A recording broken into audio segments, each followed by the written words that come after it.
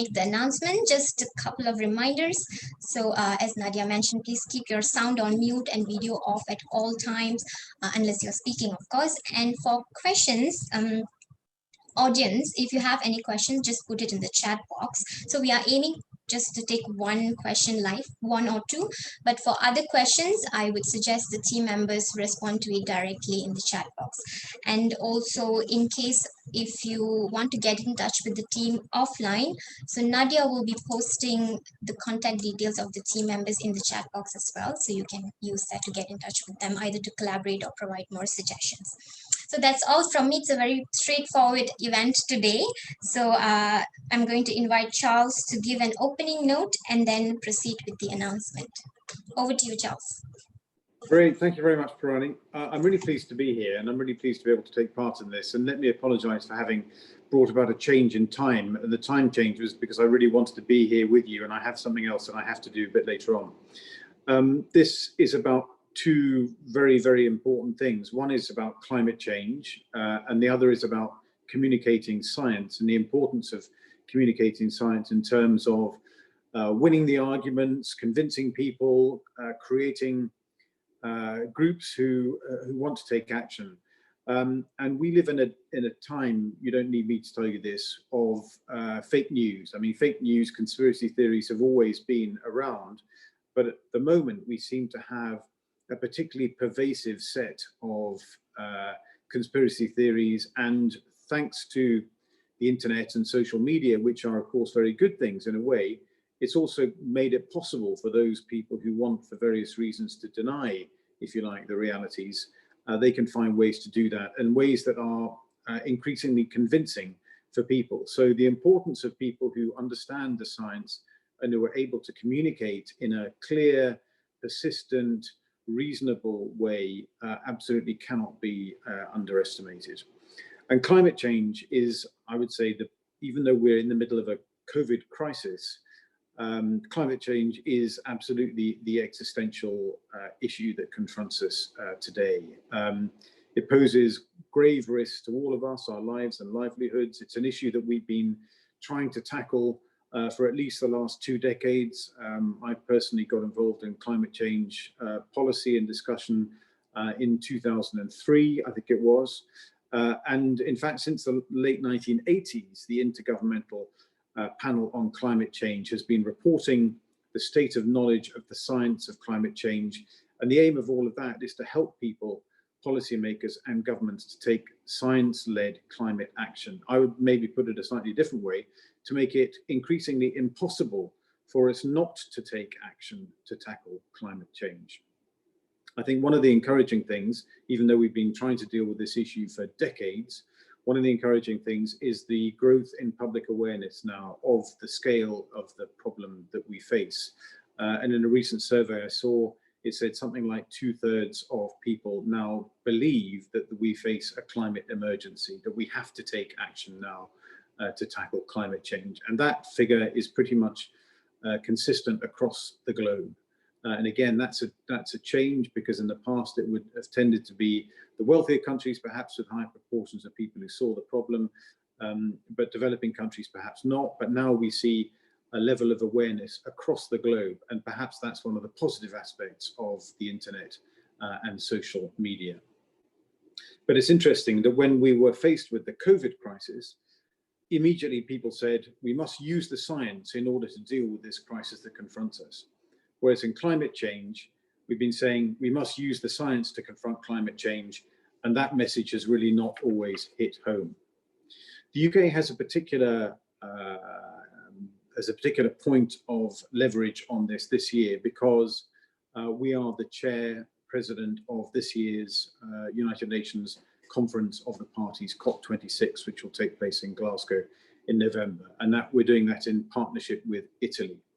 And so the UK is, as the chair of the conference, we have a particular responsibility to try to bring together all of the parties to take the action that we need to take in order to tackle this crisis.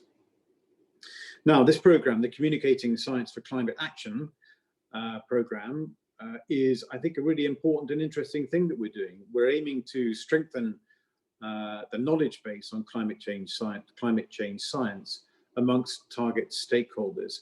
And what we're doing is we're using the contents of the IPCC reports, which are an incredibly rich treasure trove of knowledge and of analysis and of scientific work. And as I said at the beginning, there are two parts to this. One is doing the science and the other is communicating it. And this, I think, is in a way just as important as those people who've done the basic science. We need to work out ways of disseminating this information, and we need to work together to find ways of making the climate more sustainable and resilient. So this program is all about creating unique and appropriate science communication, which we can hopefully in the future share widely to raise knowledge and awareness even further of climate change science. And we're really pleased to have EcoKnights as our supporting delivery partner for the program. We've got a number of scientists from the UK and Malaysia on board to share their knowledge and guide the teams as they develop the content for their work.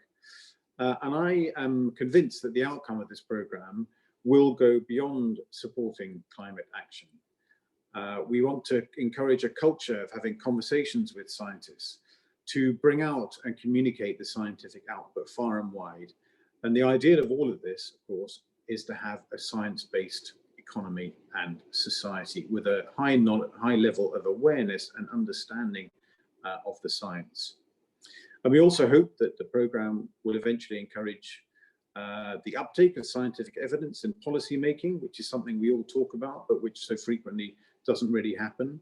And I think overall, it will also contribute to our aim of increasing the basic knowledge and understanding of science, what science is and what science can do across our populations.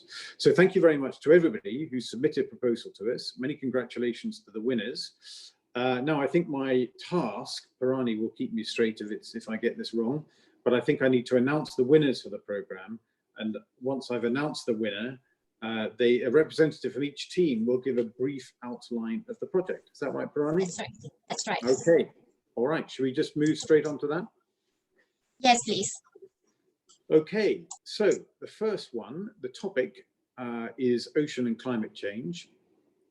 The project title is Empowering Women of Kosuhi Village to Combat Climate Change. And the implementing group, and many congratulations indeed, is the Kudat Turtle Conservation Society. And I think we have Eva Vivian Justine who's going to present for us. Over to you, Eva. Yes, I'll be sharing my screen now.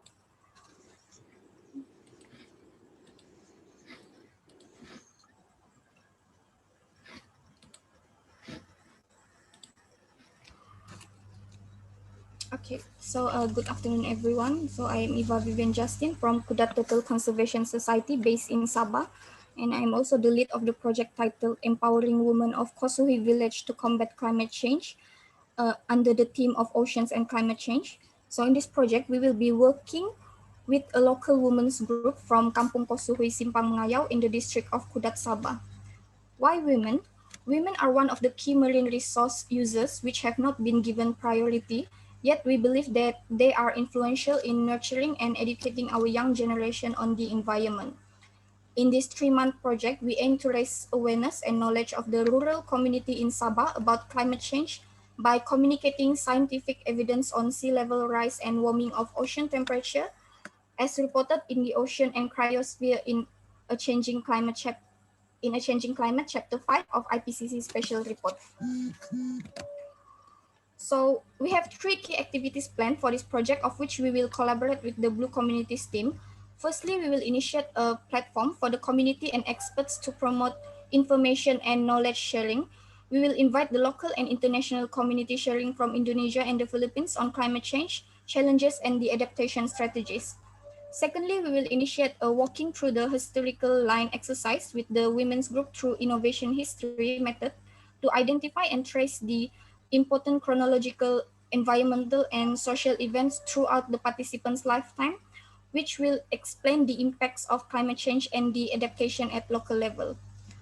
Thirdly, we will employ photo voice, which is a community-based participatory research technique to document, capture, and visualize the community's interpretation of climate change in a local context.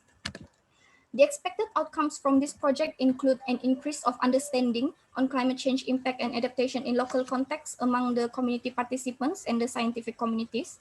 The participants will also be able to identify environmental occurrences in their locality that are resulted by or exacerbated by climate change, and will be able to communicate the situation effectively to the community, especially with their family members and children. The participants will also be able to learn new community-based participatory research technique, which is the photo voice.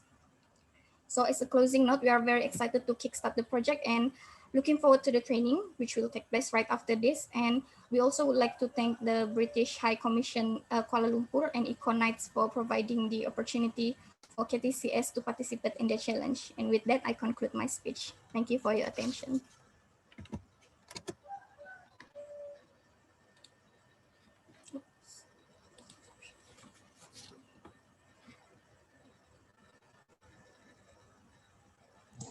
Charles, you're on mute. Sorry. Eva, thank you very much for that presentation. Can I just say that I very much agree with the way that you're using the female community, if you like, to be the vector of knowledge and transmission, because we see that constantly, that if you use the women of a community, you get much better results, I think, than otherwise. I'm not going to be too sexist about this, but it's very much a function of the role that women play in terms of educating children, educating families, and in communities. Can I just ask you, is there a mechanism for feeding back what they've learned somehow back into another project, or are we going to learn from what they observe? Yes, definitely, because from every activities, we're definitely gonna write down a report and hopefully replicating it back to maybe another project in the future. Yes, definitely. Fantastic. Well, thank you very much indeed. Right, let's move on to the next topic, which is land and climate change. And the project title here is Time to Rice. And the group are Time to Rice. And the team member is, I think, Tan Jai Jen. Apologies if I haven't pronounced that correctly. No, that's perfect. Zai will do. Zai, right. Yes. Okay. Right. Thanks, Charles. So I'm Zygan, or Zai for short, from Team Time to Rise. So let me talk a bit about our project, right? So can you imagine the world without nasi lemak? We can, and really scares us. So we are a very young and diverse team brought together by our love of nasi lemak and our desire to fight climate change. So we thank EcoKnights and the British High Com for giving us this platform to make a change and stop the extinction of nasi lemak. Now, we will wonder, why nasi lemak? Why would it go extinct to us? So, well, climate change is a huge threat to our food supply, and our current modes of production are also very climate insensitive. Now, knowledge and awareness is a very powerful tool to mitigate this crisis.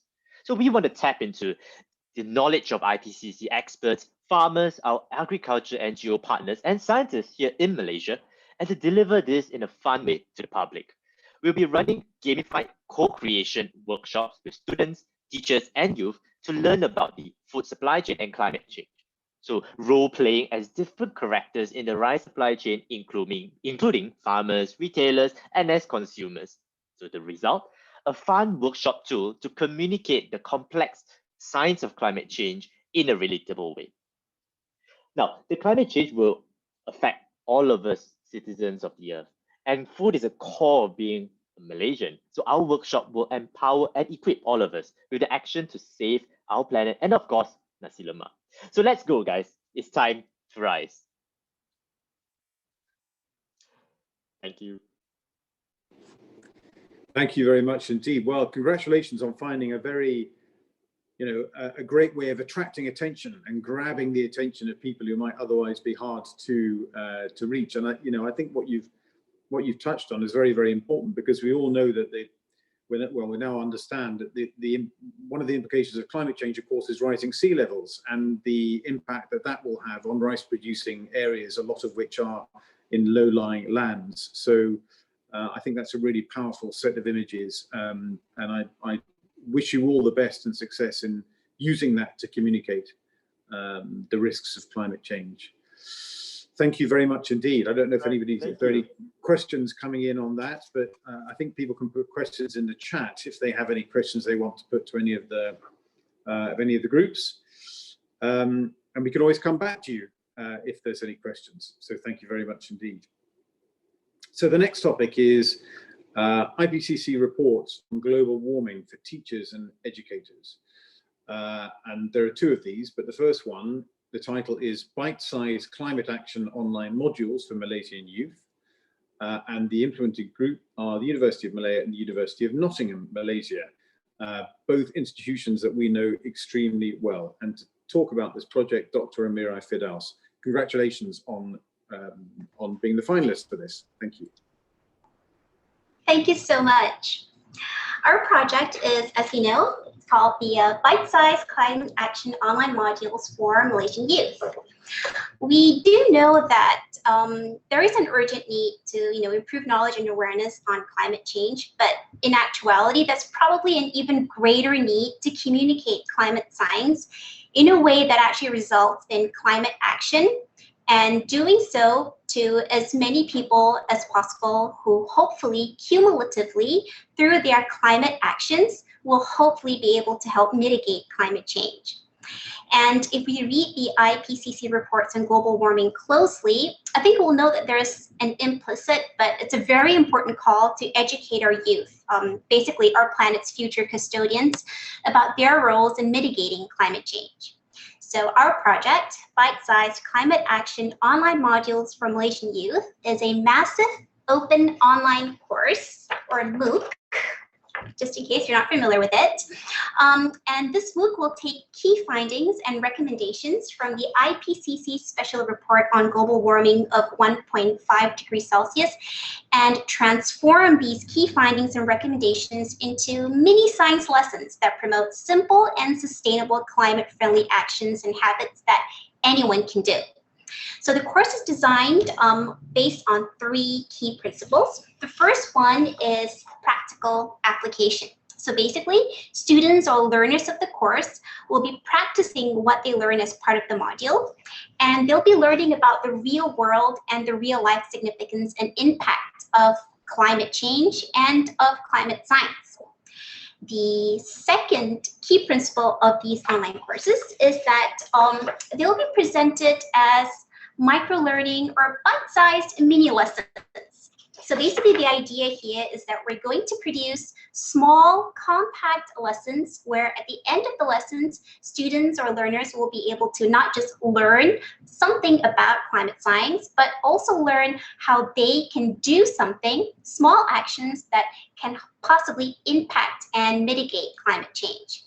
And the third key principle of our online course will be social learning and using the power of social networking.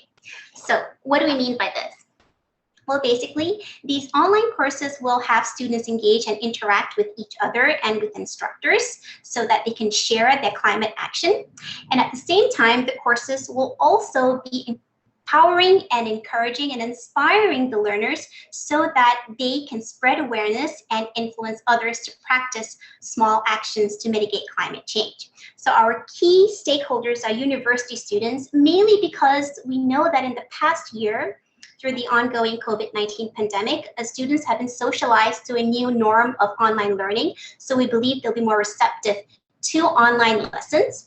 And more importantly, university students, between the ages of around 18 to 25, they're a segment of the population that have extensive social networks of friends, both from school and also new friends in university. And they're also at that age where they can influence and sometimes even direct the actions and also the mindsets of their family members. So we're hoping that through these online modules that they learn how they can impact climate change. They'll also be teaching their siblings, their families, and also their social networks how others can also impact climate change through small actions. And the course will also be available publicly via Google Classroom to anyone who's interested to join the course, because it will be basically a massive online open course, which is basically a publicly available course to anyone. So there'll be no limits of learners.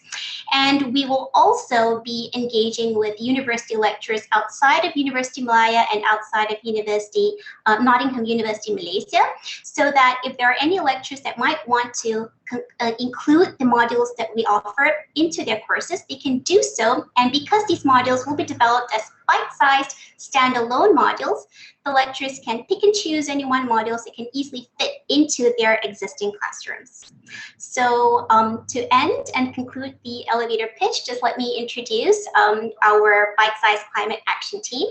Our team leader is Helena Varkey, who's done extensive work on transboundary haze. Our atmospheric science experts, Matthew Ashford and Shiba Chinoli.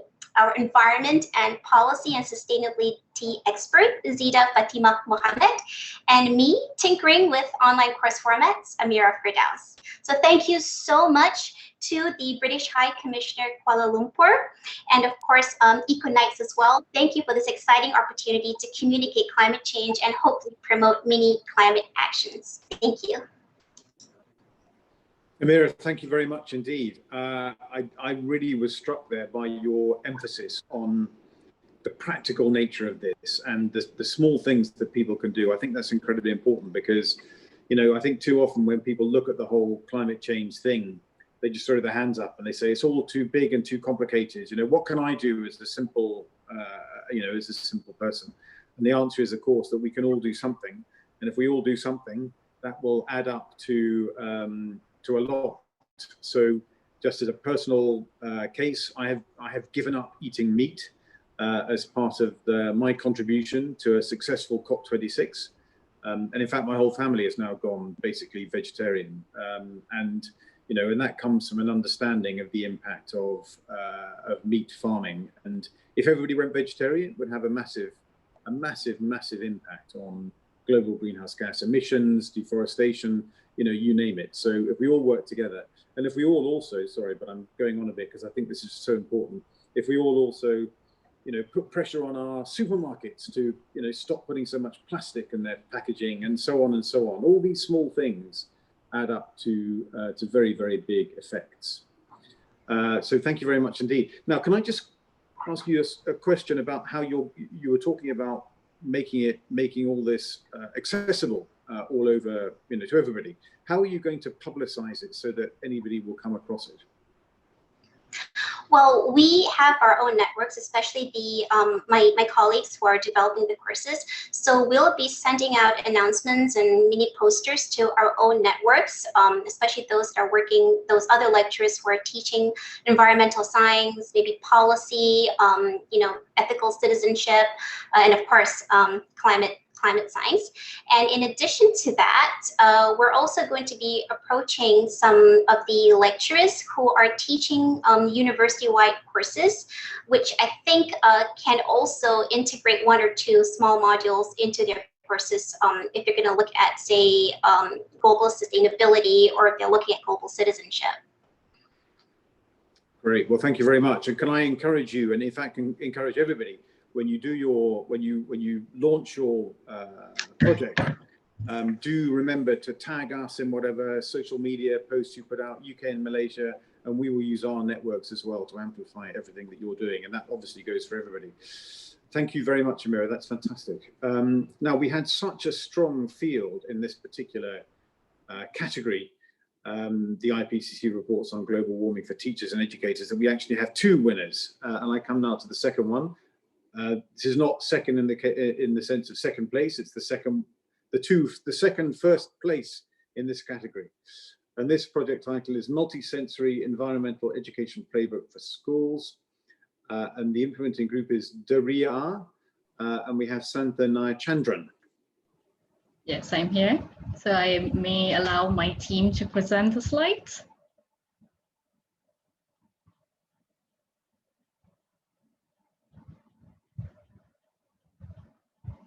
All right, if you can hear me. All right, cool.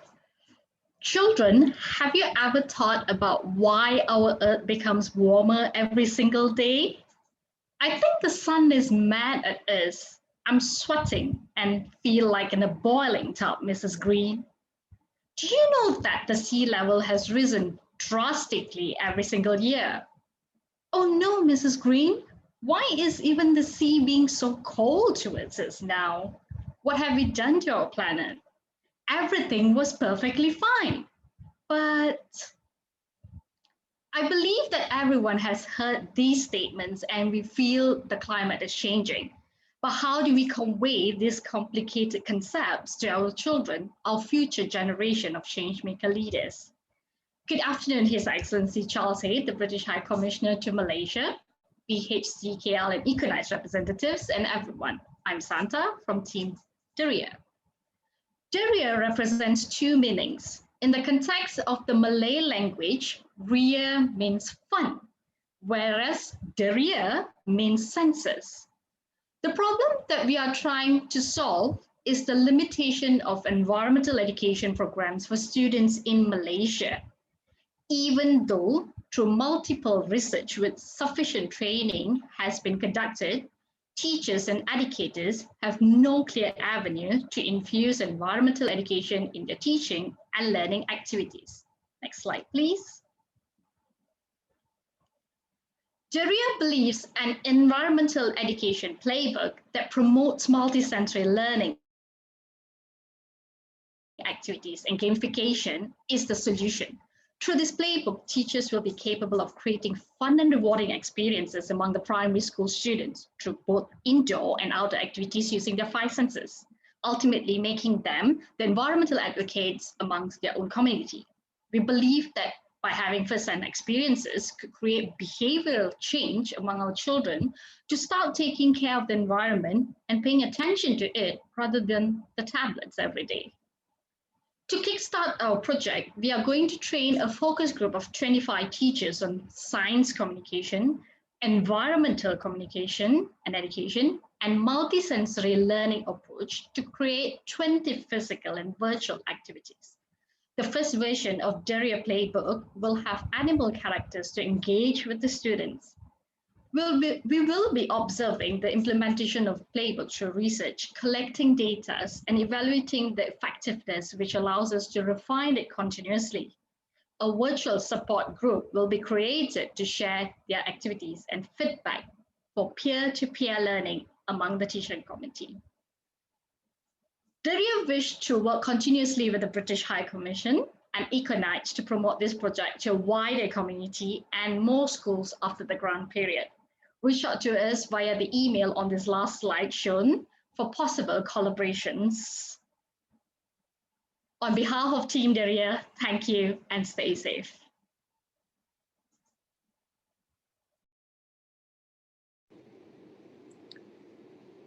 Thank you very much indeed, Santa. That's absolutely fantastic. And so there we have, so the first team were focusing more on university level and you're focusing more on younger kids. What's the age range that you're looking at here? We are focusing between 7 to 12 years old. So based on my experience as a teacher, I teach children between 7 to 12. So we'll be focusing between 7 to 12. Yeah, no, I think that's fantastic. And again, the point made by Amira is the importance of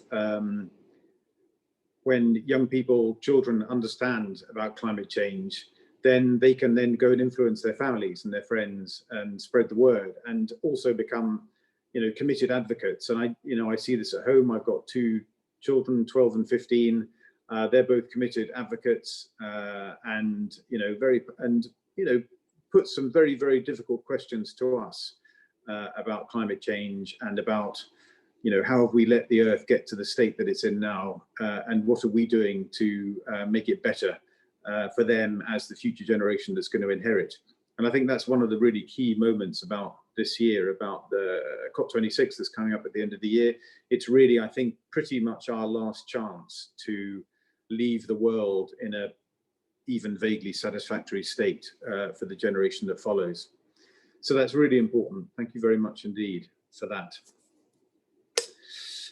Right, now we move on to the final category for today, which is IPCC reports on global warming for media communities.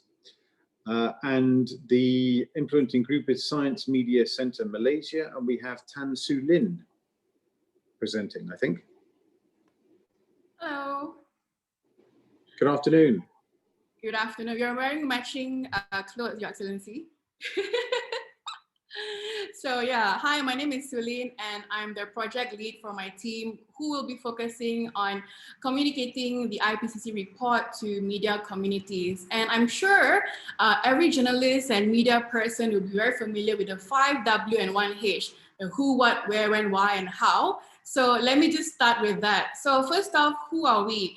The Science Media Center, also known as SMC, is an independent information resource center that I co-founded in April last year, which aims at promoting accurate and evidence-based reporting, especially on complex and controversial science issues in the media. And a bit of my background, I have over 10 years of experience in broadcast journalism, where I specialized in environmental topics. So for this project, I have collaborated with a few partners and formed a team consists of experienced media and communications professionals, science journalists, as well as climate change researchers and experts. And they are Dr. Renat Siu, who is sustainability and climate change expert, who is also part of the World Economic Forum Expert Network.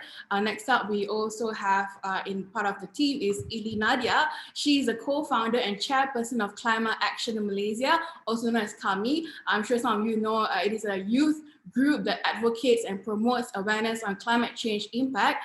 We also have next up Dr. Lau Yao Hua. He's an award-winning freelance science journalist and also the co-founder and editor of an environmental journalism portal called Makaranga, which covers issues of environment and sustainability in Malaysia.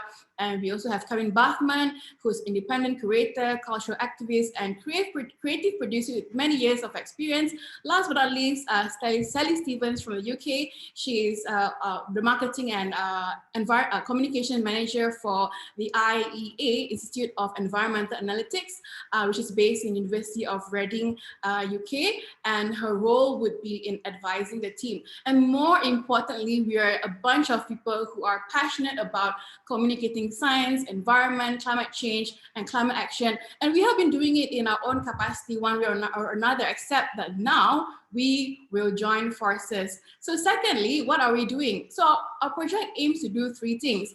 Firstly, we want to encourage local journalists and content creators to produce human-centered stories responding to the IPCC report. So secondly, we want to train and mentor journalists with necessary skills to report on the IPCC through capacity building workshops and mentorship program. And thirdly, we like to develop and produce a digital toolkit on climate change for local media outlets and journalists, which addresses the issues of climate change and climate action initiatives in Malaysia.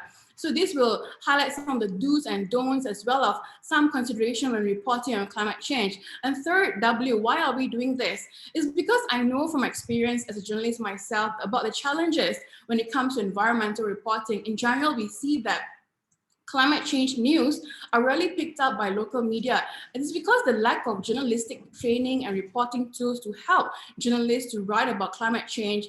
And as you know, the topic tends to be often complex, technical, and just, jargon filled. And in Malaysia, the main stories covered are often at the intersection of climate change and natural disasters.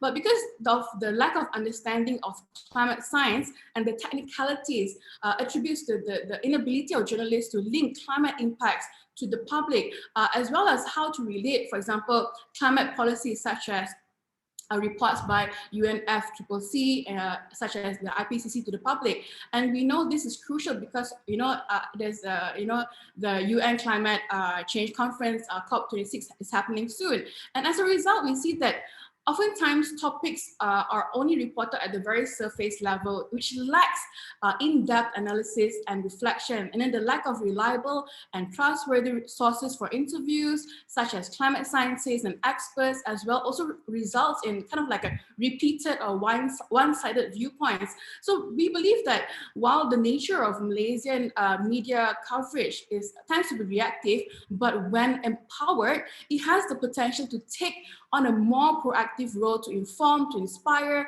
and to encourage all stakeholders to take action towards reducing the impacts of climate change. And the media toolkit and media workshop will help support the media community to report on climate change issue. And next, the fourth is, when will the project start? Officially kickstart our program on 5th of March, because that's the stipulated timeline given, and the deadline for this project would be completed by the 18th of April. Where will it be held? Due to the current pandemic and ongoing movement restrictions, it will be held 100% online via Zoom. And last but not least, how will it be done? So firstly, we'll put a call out to all journalists, Malaysian journalists and media practitioners to submit a 200-word kind of pitch on a story angle on topics related to the IPCC report, and selected winners will produce like a 500 to 700 words regarding climate change.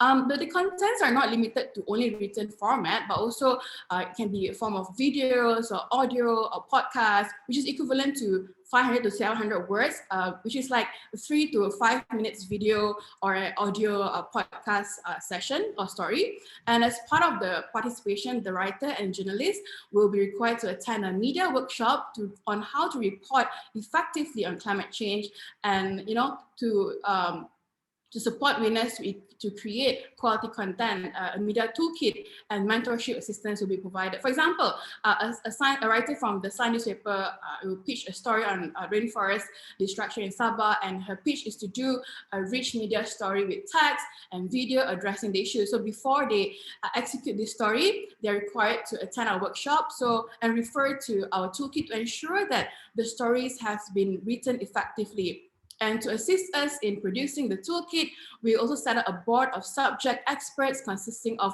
experienced journalists, media professionals, and science communicators for feedback and input on the content of the media toolkit.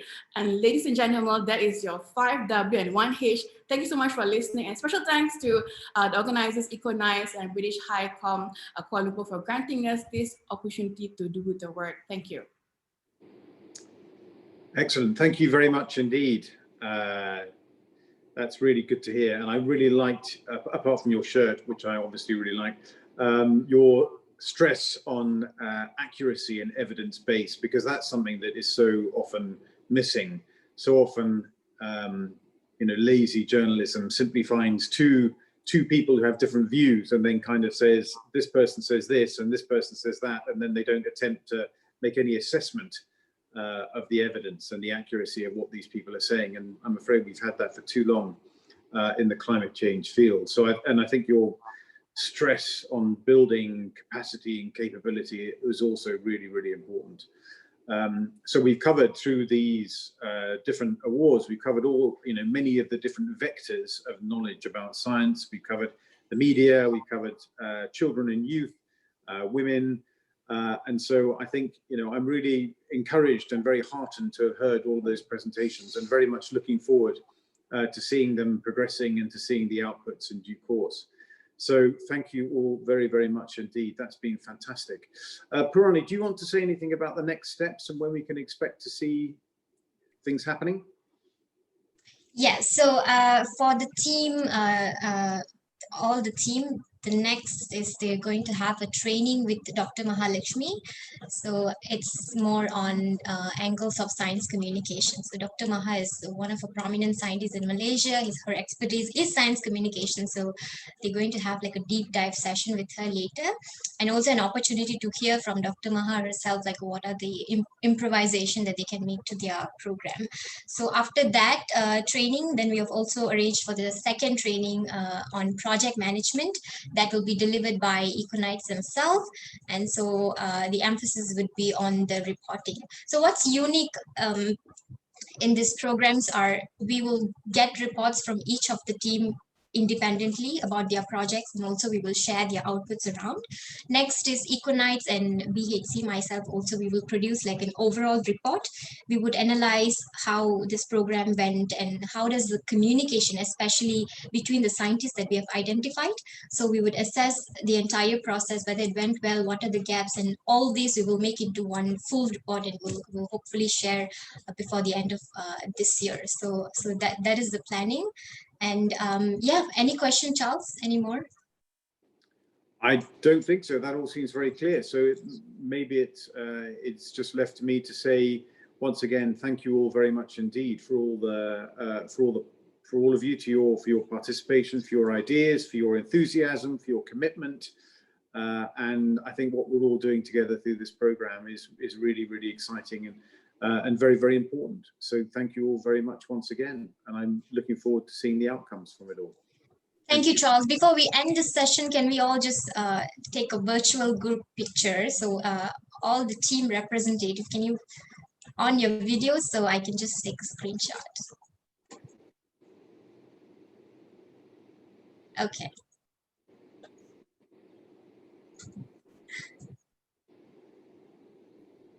All right. Everyone. I'm Farah from EcoKnights. I'll be taking the picture, okay? Thank you, Farah.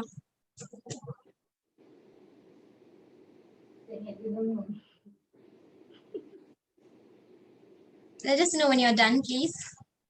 Okay, for the first group, 1, 2. Okay, now the second group. Hold on. Oh, for the first group lah. Are there more people turning on their camera?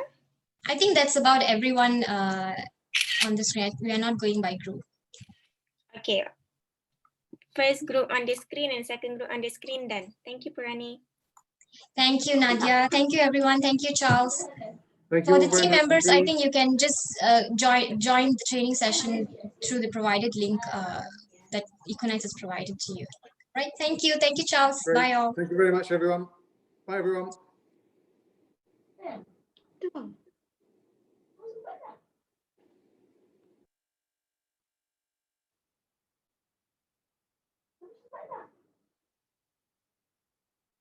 Tak sempat.